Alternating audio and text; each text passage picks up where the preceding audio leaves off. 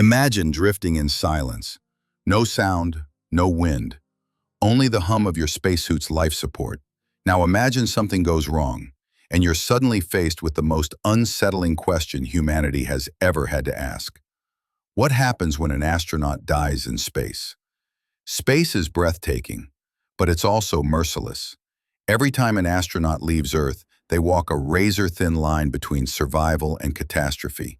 Radiation, microgravity, explosive decompression. Even something as small as a floating screw could puncture a suit and end a life in minutes. NASA trains for almost every scenario imaginable. But death in space is still an uncharted frontier, because so far, no astronaut has actually died beyond Earth's atmosphere. Yes, accidents have happened. In 1967, Apollo 1, 3 astronauts killed in a cabin fire. Now we gotta get the moon. We can't talk between 2 or 3 buildings. Hey! Oh, go far in the call strip. In 1971, Soyuz 11, 3 cosmonauts lost when their capsule depressurized on re-entry, the only humans to die beyond Earth's atmosphere. In 1986, Challenger, destroyed 73 seconds after launch. In 2003, Columbia, lost during re-entry. But those deaths occurred during launch and re-entry, still within the reach of Earth. We have never yet faced a fatality in orbit, or on the surface of the moon. But someday, we will. And the question is, what then? Let's imagine the most immediate scenario. An astronaut is outside the International Space Station, on a spacewalk. Something goes wrong. Maybe a suit puncture. Maybe a malfunction in oxygen supply. What would happen to the body? Contrary to the Hollywood image, the body wouldn't explode. Human skin is tougher than that. Instead, within seconds, the astronaut would lose consciousness as oxygen drains away. The blood would begin to boil, not from heat, but because of the lack of pressure. Moisture in the lungs and mouth would vaporize. Exhaled air would crystallize in the vacuum. It sounds horrific, but in reality, unconsciousness would come quickly. Within about 15 seconds, the brain shuts down from lack of oxygen. There would be no drawn-out suffering, just a swift blackout. The body, meanwhile, would freeze. Not instantly, but over hours. In the sunlight, the corpse might stay warm. In shadow, it could become brittle as glass, floating endlessly, preserved by the vacuum, unless the crew can retrieve it. Let's say the astronaut is recovered and the body is brought back into the airlock. The crew now faces an entirely different problem. The International Space Station was never designed to handle a corpse. There's no morgue, no refrigeration, no system for body storage. Astronauts train for medical emergencies. They train for resuscitation. They train for trauma, but not for death. So what happens? Most likely, the crew would secure the body in a sealed bag, similar to a body bag used on Earth. It would then be stowed in a cool, isolated module until the next return capsule to Earth. In the meantime, the psychological impact would be crushing. Living with the body of a colleague, floating beside you in microgravity, eating meals, running experiments, sleeping, while they are still there. The space station is vast, but not large enough to escape the presence of death. Some have asked, why not just release the body into space? It seems simple. A kind of burial at sea, but among the stars. But there's a problem. Any loose object in orbit becomes space debris, and the body could circle the planet for decades, even centuries. Imagine future astronauts looking out the window, only to see a frozen colleague drifting past. It's not only emotionally unbearable, it's a navigational hazard. For now, all agencies agree. Remains must be brought back home. But what about the future? When astronauts leave Earth's orbit, headed for the moon or beyond, bringing a body back may not be possible. The return journey could take years. There will be no quick trip home. If someone dies on board a mission, the crew faces a grim choice.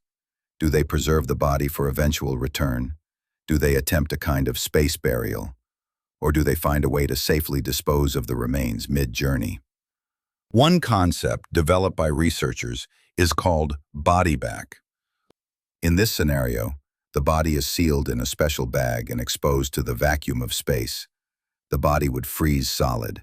Then, mechanical vibrations would shatter it into fine powder. What remains would be sterile, lightweight, and easier to store. It sounds clinical, cold, but in deep space, practicality may outweigh sentiment. Now imagine the astronaut doesn't die en route, but instead on Mars itself. Burial on Mars might seem like the obvious answer, but here's the problem: planetary protection. International space law forbids contaminating other worlds with Earth microbes. Even a human corpse, though lifeless, contains trillions of bacteria. Burying a body in Martian soil risks seeding another planet with Earth life. So what happens then? The crew may need to store the remains indefinitely, or perhaps cremate the body using onboard systems. But cremation requires enormous energy, a scarce resource on Mars. The truth is, we don't yet know. Behind the science lies a deeper question. How would it affect the crew? Astronauts are trained for stress. They are prepared for danger. But to live months, maybe years, with the body of a friend, or to carry the grief of a death while still completing the mission, the psychological burden could be as heavy as the physical risks. NASA psychologists already study group dynamics on long missions. They know that one death could fracture the team, or worse, leave them unable to function in an environment where failure is fatal. Death in space is not just a medical event, it's a human one. There's another question nobody likes to talk about. Who is responsible? If an astronaut dies, does their home country claim the body? Does the mission commander make the call? What if the crew disagrees about disposal? International space law is vague on these points. The Outer Space Treaty of 1967 prohibits harmful contamination, but it says nothing about funerals, nothing about remains, nothing about grief. One day a precedent will be set, but until then, every agency is in uncharted territory. Someday, it will happen. The first human death beyond Earth, the first funeral among the stars. It may be a quiet moment, a crew gathered in silence, a sealed bag drifting away from the airlock, a whispered goodbye as the capsule burns toward Earth's atmosphere. Or it may be something new, a ritual we cannot yet imagine, a way of honoring life in the vast, cold dark. Whatever it looks like, it will mark a turning point in our species, because the day we face death in space is the day we truly begin living there. Exploration has always carried risk. Sailors lost at sea, pilots lost in the sky, pioneers who never made it home. Space is no different. Every astronaut knows it. Every launch carries the weight of sacrifice. And yet, they go. Not in ignorance of death, but in defiance of it. Because the dream of reaching the stars is bigger than fear, bigger than mortality, bigger than us. So what happens when an astronaut dies in space? Their body may freeze, or be stored, or one day, even buried among the stars. But their legacy will live on, because every step forward, every risk, every sacrifice brings us closer to becoming a spacefaring species. And in that vast, infinite darkness, each life lost is not an end. It is the beginning of humanity's story, among the stars.